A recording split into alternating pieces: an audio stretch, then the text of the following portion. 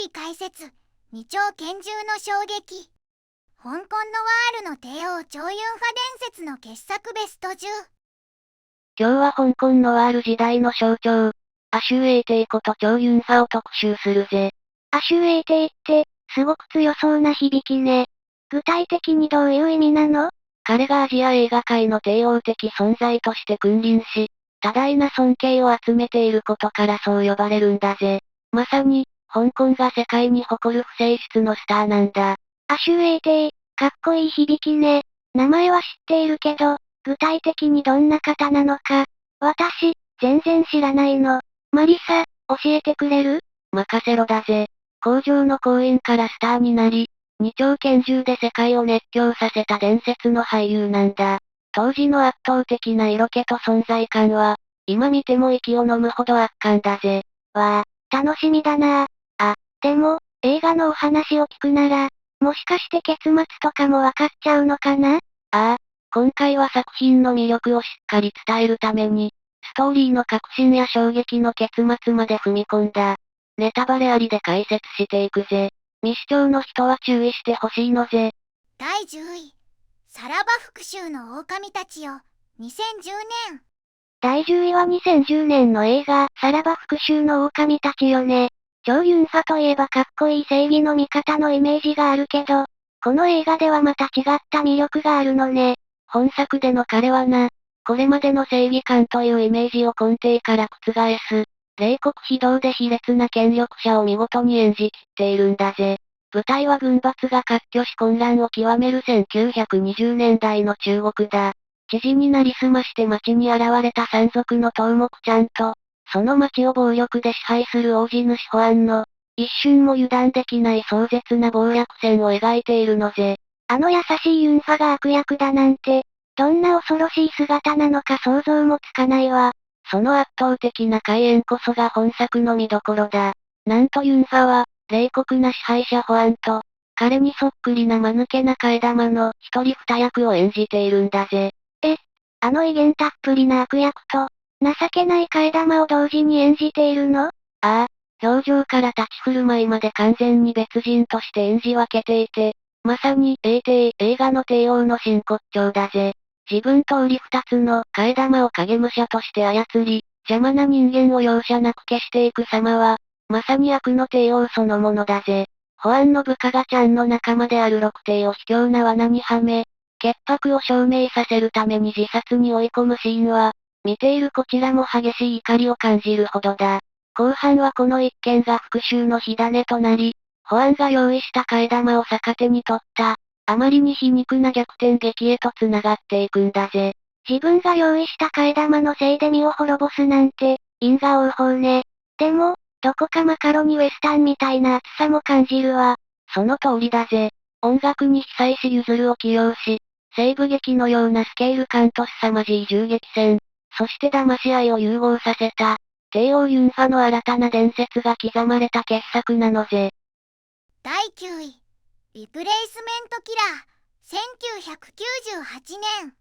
第9位はハリウッド進出作のリプレイスメントキラーね。ユンファが世界へと羽ばたいたあの瞬間、当時のファンはどんな期待を寄せていたのかしら？この映画が今なお特別視されているのはな、あのユンファが香港ノワールの美学を一切損なうことなく、全米の観客の度肝を抜いた記念碑的な一作だからなんだぜ。アジアの帝王と呼ばれた彼が、その圧倒的な存在感を携えて、ついに巨大なハリウッドの壁を正面からこじ開けたんだから、その衝撃は凄まじかったのぜ。本場のハリウッド映画になっても、私たちが大好きなユンファらしさは健在だったの？もちろんだぜ。象徴的なのは、ライフルのスコープ越しに標的である子供を捉えながら、殺し屋としての自分を捨ててまで引き金が引けなかった。あの高潔な心の描写だ。組織に家族を人質に取られながらも、罪なき命を救うために孤立無縁の戦いを選ぶその姿は、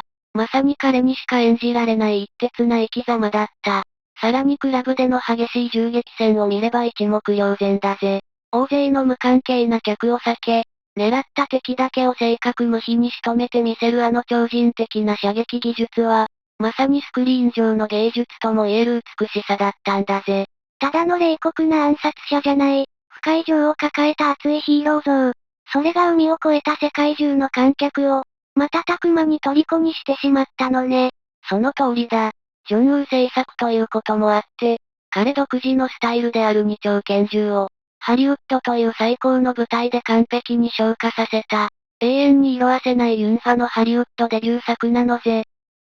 第8位、友は風の彼方に、1987年。第8位は1987年の友は風の彼方にね。ユンファが潜入捜査官を演じた、香港ノワールの代表作の一つよね。ああ、この作品の凄さはな、職務への忠誠と友への義理人情の間で引き裂かれる、男の悲痛なドラマにあるんだぜ。潜入捜査官のチャウが、本来捕らえるべき強盗団の幹部風と心を通わせてしまうことで、逃げ場のないジレンマに陥っていく物語なんだぜ。マリサ、信じてくれている相手を裏切るなんて、想像しただけで胸が締め付けられるわ。彼はどんな思いで捜査をしていたの？実はチャウには、過去に任務のために友人を裏切ったトラウマがあってな。夢にまで出るほどの右脳を抱えながら、表面上はいい加減で軽いキャラクターを演じているのがまた痛々しいんだ。具体的な実例を挙げると、アジトに追い詰められた際の三つどもえの構図が圧巻だぜ。ボスがチャウを疑って銃を向け、それをフーが必死にかばってボスに銃を向ける。互いに銃口を向け合う緊張感の中で、友情と職務が激突するんだ。そしてラスト、瀕死のチャウが自分を守り抜こうとするフーに対し、血を吐きながら自分がデカであることを告白し、謝罪して自分を殺して逃げろと頼むんだぜ。フーは激しいショックを受けながらも、どうしても引き金を引くことができなかったんだ。この衝撃的なラストシーンや物語の設定は、あのタランティーノ監督のレザボアドッグスでも、採用されたことで知られているのぜ。正体を明かすことが謝罪になるなんて、あまりに悲しい結末ね。友情を貫いた風の絶望を思うと、言葉が出ないわ。だな。潜入捜査官という孤独な立場をリアルに、そして熱く描き切ったからこそ、今なお語り継がれる伝説の一作になっているんだぜ。第7位、ラスト上海、2012年。第7位は2012年の作品、ラスト上海ね。近代の上海を舞台にした、すごく重厚な歴史大作って感じがするわね。ああ、本作はな、激動の時代に翻弄されながらも、裏社会の頂点へとのし上がっていく男の生き様と情愛を描いた、王道の物語なんだぜ。貧しい家庭に生まれた一人の青年が、いかにして上海権力者へと成長し、そして散っていったのか。その壮大なスケールが見る者を圧倒するんだぜ。果物屋さんで働いていた普通の青年がマフィアのボスになるなんて、どんなドラマがあったのかしら？そこには過酷な運命があったんだぜ。具体的なエピソードを挙げると、青年時代のチェンは警察署長に殺人の罪をなすりつけられ、死刑の危機に直面するんだ。だが、脱獄を機にマフィア組織、チェンバンに入り、その才能をボスのサモハンに認められて、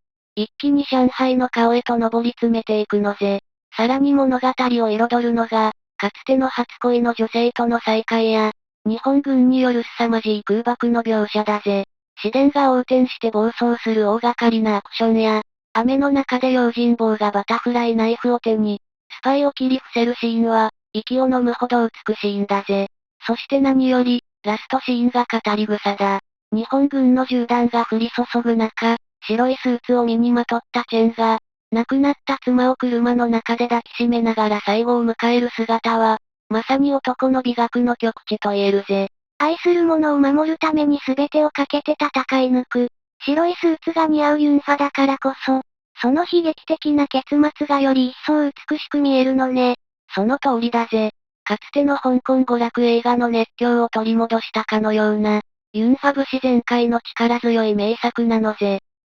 第6位、プロジェクトグーテンベルク、偽札王、2018年。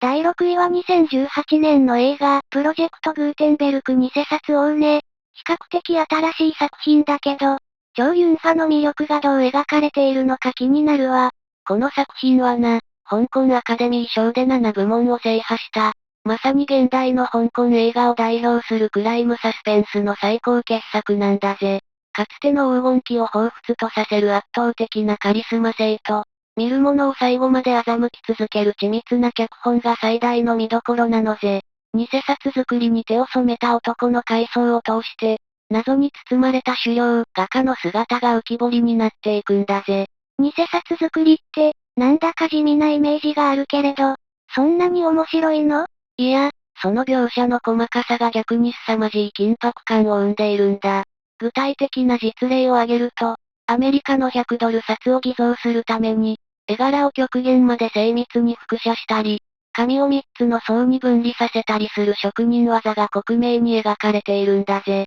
さらに、政府管理の輸送車を襲撃して、特殊インクを強奪する場面は、手に汗握るド迫力なのぜ。そして何より、還暦を過ぎたユンファが、スーツを血に染めて自動小銃を2丁持ちで敵をなぎ倒す。ゴールデントライアングルでの激戦は、まさにファンへの最高のギフトだぜ。やっぱり2丁持ちが見られるのね。アクションだけじゃなくて、ストーリーにも驚きの仕掛けがあるのよね。ああ、実を言うとな、レイが語ったカリスマ的な狩猟の姿は、警察の運転手をモデルにした架空の存在で、真の黒幕は語り手であるレイ自身だったという衝撃の結末が待っているんだぜ。彼が語った切ないロマンスさえ、実は単なる隣人への片思いに過ぎなかったという虚しい真実には、誰もが言葉を失うはずだ。本物と偽物の境界線が溶けていくような、帝王の貫禄が光り輝く唯一無二の傑作なのぜ。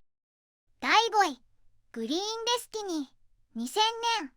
第5位は2000年のグリーンデスティニーね。アカデミー賞を4部門も受賞した世界的な傑作だって聞いたわ。ああ、この作品はな、中国武術の深みと伝統的な美学を、これまでにない優雅な映像で世界に知らしめた、まさに武教映画の金字塔なんだぜ。チョウ・ユンファが演じるのは、伝説の名剣、生命剣の使い手リー・ムーバイだ。彼は威厳と徳に満ちた剣士として、遠征的な静けさを漂わせながら、圧倒的な存在感を放っているんだぜ。いつもの拳銃を撃ちまくるユンファとは、全然雰囲気が違うのね。この映画のアクションには、どんな特徴があるのかしら？その秘密は、まるで巻物を見ているような、幻想的なワイヤーアクションにあるんだぜ。具体的な場面を挙げると、建物の上を飛翔したり、水面を駆け抜けたりと、重力を無視して空中を走る演出が実に美しいんだ。特に竹林のしなる枝の上で、ムーバイとおてんばな貴族の娘エンが繰り広げる決闘シーンは、芸術的なまでの様式美を感じさせるのぜ。さらに、物語の根底には神話神に通ずるという信念と、高潔な愛が流れているんだ。ムーバイと女弟子の修林は、長年互いに惹かれ合いながらも、指定の掟によって思いを口にできずにいた。だが、宿敵の毒針によってムーバイが命を落とす直前、初めて愛を告白する場面は、あまりに切なくて涙を誘うぜ。空を舞うような華麗な戦いの果てに、最後にやっと愛を伝えるなんて、ただのアクション映画とは思えない、深いドラマを感じるわ。だな。壮大な大自然を舞台にした、美しくも悲しいこの物語は、アジア映画の歴史を塗り替えた至高のロマンと言えるのぜ。第4位、ゴッドギャンブラー、1989年。第4位は1989年の大ヒット作、ゴッドギャンブラーね。このタイトル、香港映画好きなら一度は耳にしたことがあるんじゃないかしら？ああ、香港でその年の興行収入1位を記録し、後のギャンブル映画ブームの火付け役となった伝説の一作なんだぜ。チョウ・ユンファが演じるのは、都心と恐れられる天才ギャンブラーの子だ。この作品の凄さはな、圧倒的なカリスマ性と、事故で記憶を失って子供のようになってしまった時のギャップ。その両方をユンファが完璧に演じ分けている点にあるんだぜ。天才ギャンブラーが子供になっちゃうの？どんな風に物語が進んでいくのかしら？具体的な実例を挙げると、講和勝負の時にチョコレートを食べるのがトレードマークなんだぜ。さらに、ビシッと決めたオールバックにタキシード姿。この負けるはずがないという圧倒的なオーラが、当時のアジア中の男たちの憧れになったんだ。チョコを食べるギャップがまたいいわね。そうなんだ。記憶を失って10歳児並みの知能になった後も、無性にチョコを欲しがる、チョコという愛称で親しまれるようになるんだぜ。アンディ・ラウ演じるチンピラのナイフたちに助けられ、その博打の才能を利用されながらも、次第に強い絆を育んでいく様子はコメディとしても最高に面白いんだ。だが物語は中盤、激しい銃撃戦の最中にコウが再び頭を打つことで急展開を迎える。彼は正気を取り戻すが、悲しいことに、ナイフたちと過ごした日々の記憶は全て失われてしまうんだぜ。そんな切なさを抱えながら挑む、シンガポールの賭博王との最終決戦がまた見事なんだ。裏切りやイカ様のからくりを全て見抜いた上で、それさえも勝負に利用して大勝利を収める姿は、まさに、都心復活と言える圧巻の格好良さなのぜ。一度は家族のような絆を築いたのに、それを忘れてクールな勝負師に戻ってしまうなんて、胸が熱くなるわね。そうなんだ。天才的な爆災と、守るべき者のために戦う男の復讐劇が融合した、エンターテインメントの極致と言える名作なのぜ。第3位、狼、男たちの挽歌、最終章、1989年。第3位は、狼、男たちの挽歌最終章ね。タイトルに男たちの挽歌って入っているけど、やっぱりシリーズの続きなのかしら？いや、実はシリーズとは物語上のつながりはない独立した作品だ。だが、アクション映画というジャンルを、ファンタジックな偶話の域まで高めた、香港ノワール最高傑作の一本なのは間違いないぜ。自らの過ちで一人の女性の光を奪ってしまった殺し屋の贖罪と、彼を追う刑事との間に芽生える奇妙な友情。この切なすぎる人間ドラマが、世界中の映画ファンを熱狂させたんだぜ。殺し屋と刑事の友情なんて、なんだかすごくロマンチックね。この作品から始まった有名な演出もあるって聞いたけど？鋭いな。今やジョン・ウー監督の代名詞となった、白い鳩が舞い飛ぶ演出は、この映画で初めて登場したんだぜ。具体的な場面を振り返ると、クライマックスの境界での大銃撃戦がとにかく圧巻だ。スローモーションを駆使し、二丁拳銃で無数の弾丸を撃ちまくる様は、もはや暴力ではなく芸術と言える美しさなんだ。さらに切ないのが、盲目のヒロインの前で殺し屋と刑事が正体を隠し、学友のふりをして、ハープ、ビーと呼び合う場面だな。ラストシーンでは、全身に弾を浴びた瀕死のジェフリーと、失明したジェニーが至近距離にいながら互いの位置がわからず、そのまますれ違ってしまうんだぜ。この悲劇的な幕切れには、誰もが涙を流さずにはいられないのぜ。目の前にいるのに触れ合えないなんて、あまりに哀れで胸が締め付けられるわ。でも、そんな散りざまだからこそ、伝説として語り継がれているのね。その通りだ。暴力の嵐の中に、これほどまでに純粋な情愛と男の絆を刻み込んだこの作品は、ユンファとジョンウーがハリウッドへ羽ばたく確かな翼となった、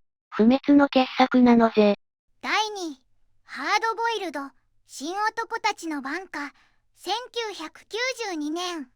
第2位は1992年のハードボイルド新男たちの挽歌ね。タイトルのテキーラっていうのは、ユン警部補の通称から来ているのよね。ああ、この作品はな、ジョン・ウー監督がハリウッドへ羽ばたく直前に作り上げた、香港時代におけるアクション映画の到達点なんだぜ。チョウ・ユンファ演じるテキーラと、トニー・レオン演じる潜入捜査官が共闘するポリスアクションで、とにかく火薬量と銃撃戦の迫力が桁違いなのぜ。火薬量がすごいって、具体的にはどんなシーンがあるの？語るべき実例は山ほどあるぜ。まず冒頭のヤムチャローでの銃撃戦は、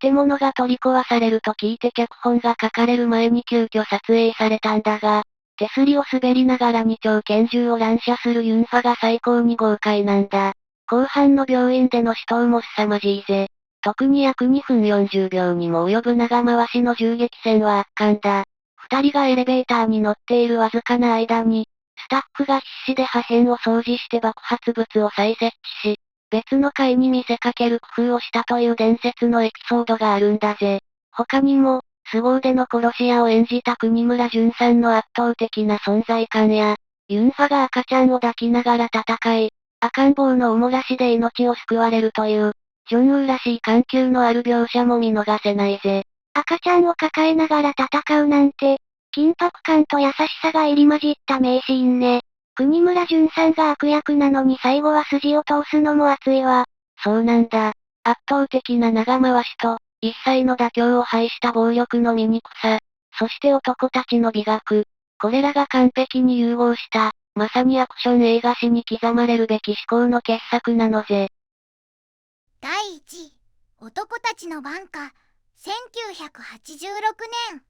ついに第1位ね、マリサ。やっぱり最後を飾るのは、あの伝説の出世作、男たちの挽歌よね。マッチ棒を加え、ロングコートをなびかせて、二丁拳銃を乱射するマークの姿は、後のスタイリッシュなアクション演出の原点になったのぜ。特に、偽札100ドル札に火をつけてタバコを吸う。オープニングシーンの不敵な格好良さは、世界中に衝撃を与えたんだ。それ、絶対みんな真似したくなるやつじゃない。ああ、当時、香港では夏場でも彼を真似してロングコートを着る若者が続出し、マッチ棒を加えるのが大流行したほどなんだぜ。まさに一人の俳優が社会現象を作り上げた瞬間だったのぜ。あのマークの格好良さは唯一無二よね。でも、物語はすごく切なくて泥臭い人間ドラマなのよね。そこが最大の魅力なんだぜ。具体的な実例を挙げると、相棒の方のために単身で料亭に乗り込み、凄まじい銃撃戦の末に復讐を果たすマークだが、そこで足を撃たれて自由を失ってしまうんだ。3年後、かつての輝きを失い、裏切り者の射程の車を洗うまでに落ちぶれた彼の姿には、誰もが胸を締め付けられるはずだぜ。そんな彼が放つ3年もチャンスを待ったんだ。失ったものを取り戻したいだけだ、という魂の叫びは、まさに男の生き様のバイブルなのぜ。クライマックスの不当では、一度は逃げ場を確保しながらも、友の窮地に冒頭旋回させて戦場へ戻るんだぜ。最後は壮絶に散りながらも、反目していた方とキッドの兄弟の絆をつなぎ、方が弟の手で実施する道を作るその姿は、まさに男の美学の完成形と言えるぜ。自分の運命を自分で決めて、友のために命を懸ける。マークという男のチリ様そのものが、この映画を特別なものにしているのね。その通りだ。暴力の嵐の中にこれほど熱い情愛を刻み込んだ本作は、今なお色あせることのないアクション映画の最高峰なのぜ。総評、まとめ。